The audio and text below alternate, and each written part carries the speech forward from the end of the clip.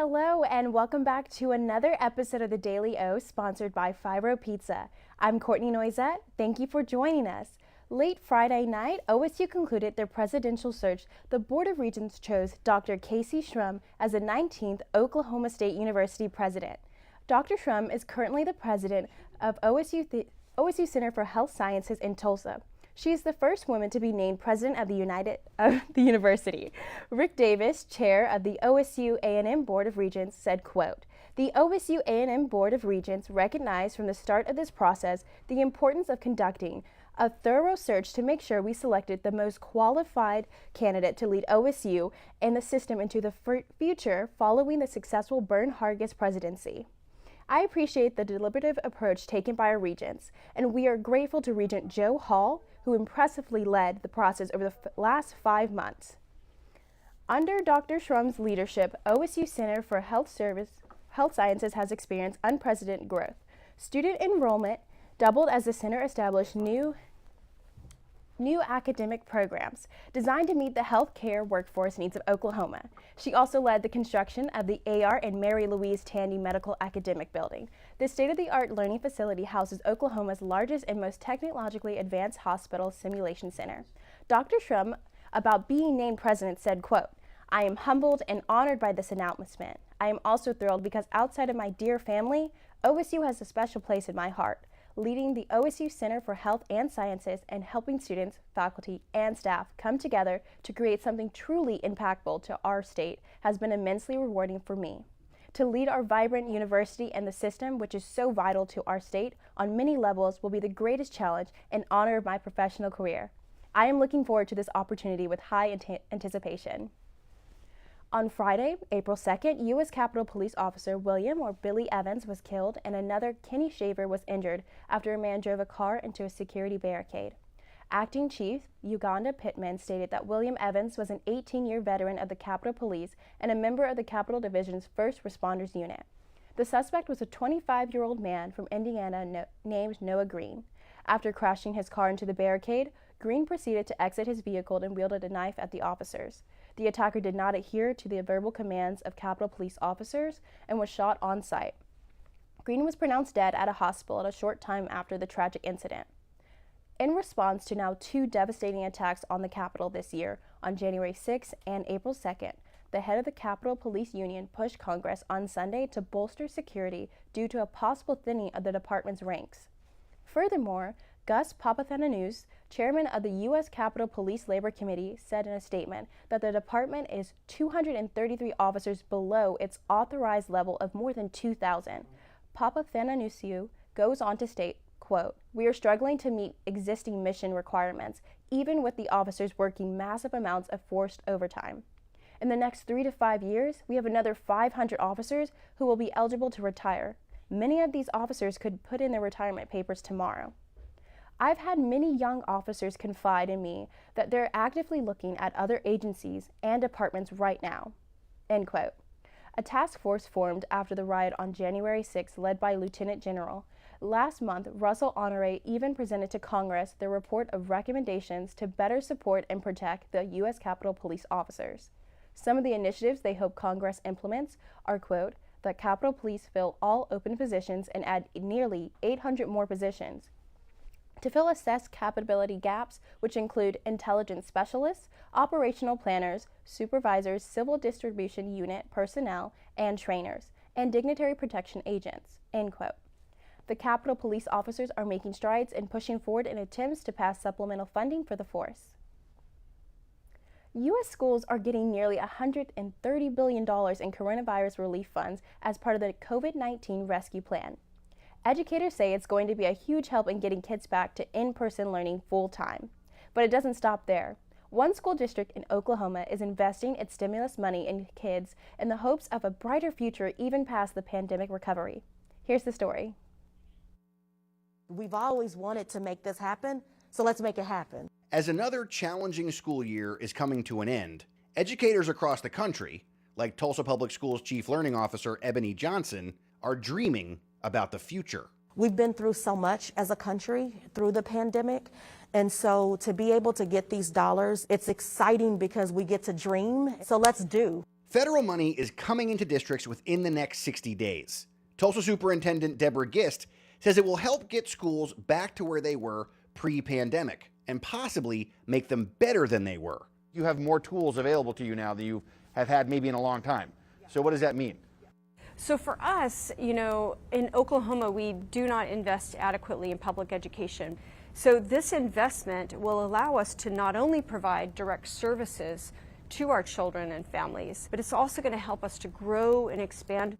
The $1.9 trillion stimulus bill approved by Congress last month sets aside $129 billion for education. Those dollars flow from Washington across the country and end in states where they're dispersed to school districts like the one in Tulsa. District leaders divide it between all their schools. So some of it will land here at Monroe Demonstration Academy Middle School. Being able to now be back in person with the social distancing, with masks, with desk shields, has been amazing to watch kids really just get back into the groove of things. Tulsa leaders expect their school system to get around $128 million from the American Rescue Plan Act over the next 3 years. So try taking this to the other side first. That money is earmarked to not only get classrooms open, but for summer enrichment programs, after-school childcare, even a graduation boot camp, free to all students. Graduation is priority, and you still need 1 or 2 credits left to graduate, and we need to help you get there. Back at Monroe, interim principal Rob Kaiser is excited about what this new money can do. Every student will be able to enroll in a summer camp if they'd like. Do you get the feeling that students are excited about going to school all summer? I do, and I think it's changing the narrative behind what school is. This is going to be a time where kids are going to come in and we're going to get some academics done in the morning, and then we're going to have some opportunities for kids to really explore their interests, be around their friends, to be kids. Nicholas Lopez, an 8th grader, is looking forward to graduation and starting high school. He says the newly funded programs at Monroe could have a big impact on students like him. I hope it actually does go according to plan. I'd like it to happen. Like, it's going to get us back to the way we were before the pandemic. I don't know if I'm saying that right. School administrators are now poised to execute their plan. It's our responsibility as educators at the school level to ensure that we are excellent stewards of these taxpayer dollars. And to ensure this funding can make a lasting impact beyond the short term. Teacher, right? So I'm more on the front lines of this than understanding exactly how the budget is being lined out and, knowing what dollars are going where. That stuff can't happen without the stimulus money, and we're really excited. Evan McMorris Santoro, CNN, Tulsa, Oklahoma. Deborah Geis, that school superintendent you just heard from, says now she can afford to pay her teachers more, which means less turnover. Ariel Ross is running for Stillwater City Council. She has already completed a variety of projects throughout the community. The Daily O's Brody Myers has more. When earthquakes first shook Stillwater in 2012, they shook up Ariel Ross to serve. That started a whole process of petitioning the city for an update to their policy about drilling within city limits. So I ended up going to a lot of city council meetings. When Stillwater voters go to the polls on April 6th, they'll see Ross's name on the ballot for the city council runoff election. They may not know her name, but she's been actively involved in the planning of Block 34. But I have had some people say, oh, we feel like this was a waste of money. Why did you spend money on that? And I love how it looks. It's a vision of, how we can transition our energy production in Stillwater, which is something that the city has committed to just in this past year. If Ross is elected to the city council, she still has Block 34 on the mind. But it goes without saying, COVID is at the top of the agenda. I'm proud of Stillwater for passing a mask mandate as early as they did, especially since they didn't really have any backup from the state in terms of enforcing that. And I think other than some initial hiccups, I'm pretty proud of how the citizens of Stillwater have embraced it. Polls will be open in Stillwater on Tuesday from 7 to 7. Reporting for the Daily O, I'm Brody Myers. If you like to vote, the election is tomorrow. Moving over to weather, Right now we have a beautiful day and beautiful week ahead of us. So on Tuesday, the high will be 78 degrees with a low of 53. On Wednesday, the high is 68 with a low of 46. And then Thursday, the high will be 76 with a low of 50. You're going to see the same for around Friday and Saturday, with the high being 78 and 75 and the lows being around 45 to 50 degrees. So you're in good luck this weekend, y'all, for a beautiful week of weather. Up next, we'll take a break and then we'll be back with sports. For the Daily O, I'm Courtney Noisette. Oh, there you go. Superstar. The end of the practice is when we do all of our intensity drills. Okay. She was going at it. Stop. If we get them to Detroit by, let's say Monday the 15th.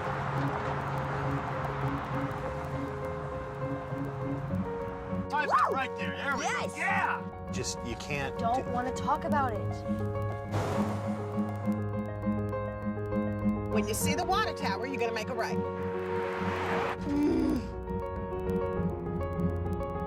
If we win this, is the one way to get to the playoffs. I know.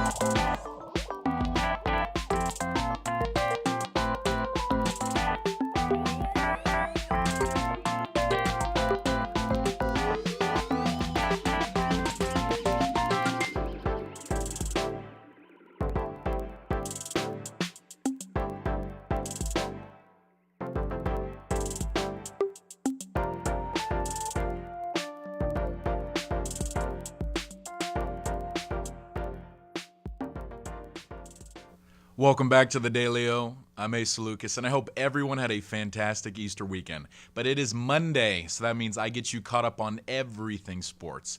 The Oklahoma State baseball team was in action this past weekend against West Virginia. Our own Jace Andrews has the recap. Cowboy baseball has their bats on fire after scoring 31 runs this past weekend against West Virginia. Coming off a big walk-off win against OU, the Cowboys were ready to continue their role in Big 12 play by taking on the West Virginia Mountaineers in a weekend series. After dropping the first game of the series 4-3 on Thursday, the Cowboys came back firing on Friday, putting up 6 runs that included a grand slam on the Mountaineers in just the first 5 innings. But if you ask Coach Holliday, you can never get enough runs. You know, when the wind's going out to 20 miles an hour out south in this park, you can never have enough runs. So I would like to have scored a few more after that grand slam. We did scratch one there in the 7th. With the lead in hand, the Cowboys secured the victory 7-2 and set themselves up to take the series with a win on Saturday. After giving up 3 early runs to the Mountaineers, the Cowboys' offense exploded, pouring out 10 runs in the bottom of the 3rd inning that saw 14 batters come to the plate and lasted over 40 minutes. This offense was started by Cowboys shortstop Houston Morrill, who went 2 for 2 with a 3-run bomb just in this inning. Morrill finished off the game 3 for 4 with 5 RBI, which led the team. When asked about his big performance, he says it's all about confidence. Just being able to trust myself, knowing that, you know, I am a good athlete and I am a good hitter, so going up there with a little more confidence definitely played a part in today's performance. This offensive onslaught put the Cowboys up 7 runs heading into the 4th inning. The Mountaineers still had some fight left in them, scoring 3 runs in the 4th, trimming the lead down to 5. The Cowboys, though, were not going to let this game get away from them, as from there on out, OSU outscored the Mountaineers 11-5, giving them a 21-11 win in a run rule. Though West Virginia had some fight, OSU knew they had control. I think we had enough confidence in ourselves at the plate today that we were like, you know what, like, we got this. Doesn't matter if we had to score 20 runs, 30 runs, 40 runs. This game gave the Cowboys a lot of confidence as they head into the second half of the season. With this performance in their bag, the Cowboys look to build on it the rest of the season. You know, one good performance can definitely fuel another good performance. So we're just going to take this performance and try and build on it going into the next game, and just keep trying to do the little things right and see how it works out. The Cowboys were scheduled to play a 3-game series this upcoming weekend against Central Arkansas, but unfortunately these games have been canceled due to COVID issues in the UCA program. The Cowboys are actively searching for an opponent for this weekend. We will keep you updated as the information comes in. For the Daily O, I'm Jace Andrews. Thanks, Jace. Unfortunately for the Cowboys, their weekend series upcoming against Central Arkansas has been postponed due to COVID issues in the program. OSU put out a statement stating that they are working to find an opponent for this weekend. We will keep you updated if anything changes. As for the softball team, they were also hosting a 3-game series this past week against Iowa State. The Brooms were out in Stillwater as the Cowgirls got swept over their rivals. Each game was close, with Carrie Everly picking up 2 wins and Kelly Maxwell picking up the other, with both girls only surrendering 1 run in each game. The Cowgirls will be back in action this weekend in Lubbock, taking on the Texas Tech Lady Raiders.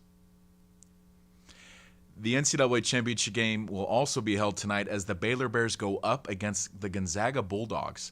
Baylor advanced to the championship game after a big win over Houston, 78-59, behind guard Jared Butler's 17 points. For Gonzaga, the Bulldogs look to become the 8th team in NCAA history to have a perfect season and win the national championship, as the last team to do so was Indiana State in 1979. Gonzaga's perfect season was put to the ultimate test on Saturday against UCLA in the Final Four. With a back-and-forth battle that went into overtime, UCLA's Johnny Juzang made a layup to tie the game at 90 with 3.3 seconds remaining. When it looked as if the game was going into double overtime, Bulldogs' Jalen Suggs sealed the deal for Gonzaga, hitting a historic 40-foot buzzer beater with time expiring to win 93-90. Here's the historic shot. Again with the ball in his hands, in the paint, floater, short, got it back, ties it with 3. Gonzaga has time to do something. Suggs for the win. Oh, yes! Unbelievable! Unbelievable! The perfect season remains on. After the shot, Jalen Suggs had the following to say about his historical shot. Like I said, stuff like this is something that you dream of as a kid and that you practice on your mini hoop. But it's a great shot. I mean, crazy shot. It was special, but I mean, man, I can't say enough about this group. The way that everyone fought all night long in regulation and overtime. Andrew came up huge. Joel, they gave great game. Corey, Drew, Anton, AC came in and gave us a spark in the first half. That was one of the most special games I've ever been a part of, in any sport. And, man, it was crazy. This is one I know I'm going to look back on, in a while and just, rewatch. The national championship game will be held tonight at 8. The women's tournament ended in dramatic fashion as the Stanford Cardinals took on the Arizona Wildcats. The Cardinals were the 1 seed coming off of a 1-point win over South Carolina, and Arizona is coming off a big upset, favorites over UConn. The game was very back and forth, and it came down to the final possession. As Arizona inbounded the ball, she chucked it up in the air, hoping she could get it in, and it did not go. The buzzer beater wasn't as lucky as Suggs, and the Gonzaga... Oh, sorry about that. And the Stanford Cardinals would go on to win their 3rd national title in program history. Moving now to the pros, plenty of big teams were in action over the weekend, including the young Oklahoma City Thunder. The Thunder are now without guard Shai Gilgeous-Alexander for a good period and have relied heavily on their young lineup during games. Of course, with a team this young, growing pains will happen, and boy did it happen against the West contenders, the Portland Trailblazers, led by Damian Lillard, who is averaging 29.6 points per game. And the Thunder is the youngest team in the NBA. They are so young that they are younger than the Oklahoma City Sooners, a collegiate team. And as you can see here, Damian Lillard is a phenomenal shooter.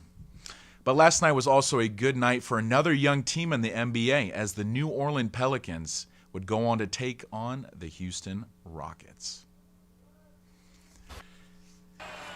Houston has been struggling in the NBA as they are at 14th place. People have been saying that they might be tanking to get the #1 draft pick. The Pelicans, on the other hand, are 11th in the West, still fighting for the playoffs. Kelly Olynyk has been a star for the Rockets since he's been traded from Miami and has really been keeping the team together outside of Christian Wood.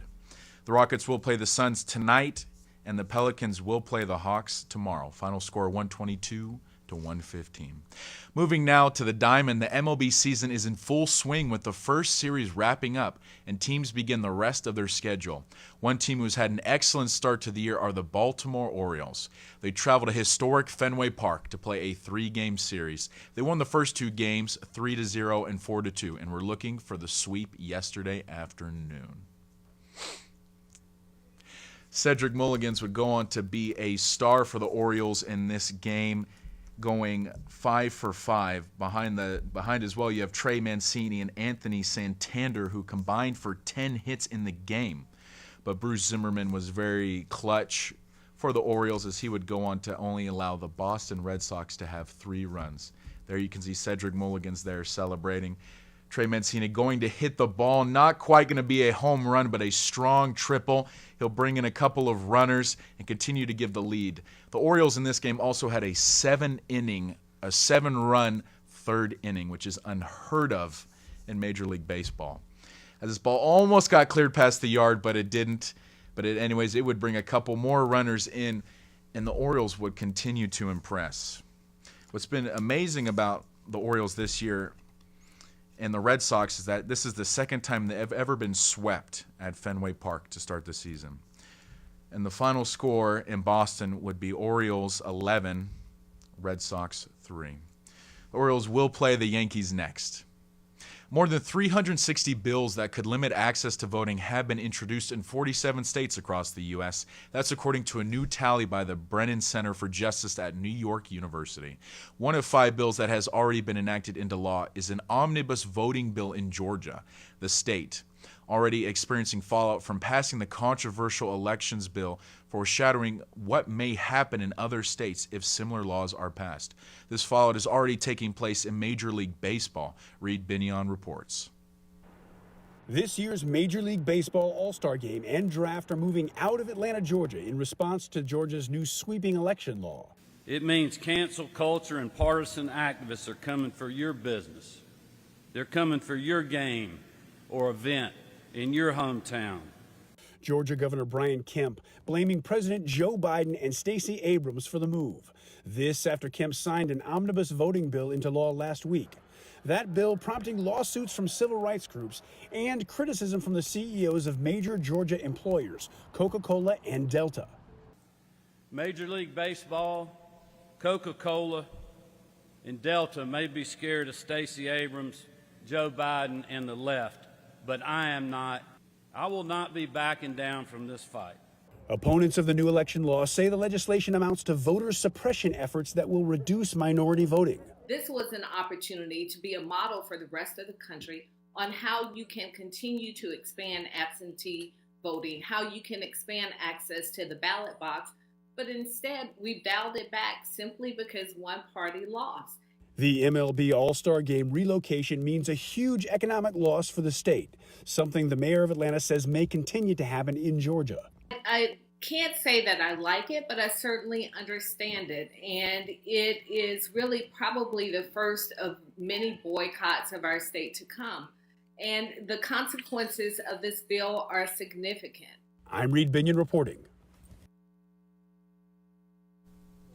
The new host city for the July 13th Major League Baseball All-Star Game has yet to be announced, according to the league. In some NFL news that broke today, the Jets have decided to trade their former number 3 overall selection quarterback Sam Darnold to the Carolina Panthers. Darnold failed to reach the expectations while with the Jets. He was once hailed as the franchise savior when he was picked. He had a promising rookie season but regressed under former Jets coach Adam Gase and is now headed to a new team. The Jets own the number 2 pick in this upcoming draft, and many speculated whether the Jets would part ways with Darnold and select a QB with their pick. This trade all but confirms the Jets' decision come draft night, with many reports saying Zach Wilson will be their choice. Wilson is regarded as a high draft pick after his time at BYU, and having already met with the Jets virtually on multiple occasions. For Darnold, this will be his much-needed fresh start. And he has plenty of weapons with Christian McCaffrey, DJ Moore, and his former teammate Robbie Anderson. That's all we have time for on our show today. Make sure to follow us on social media at @TheDailyO_TV. You can also watch our show on Amazon Fire Stick, Apple TV, Roku, and on Suddenlink Channel 112. Have a good week, and we'll see you back here on Friday. For The Daily O, I'm Asa Lucas. Have a good night. The Daily O is brought to you by Firo's Fire-Kissed Pizza.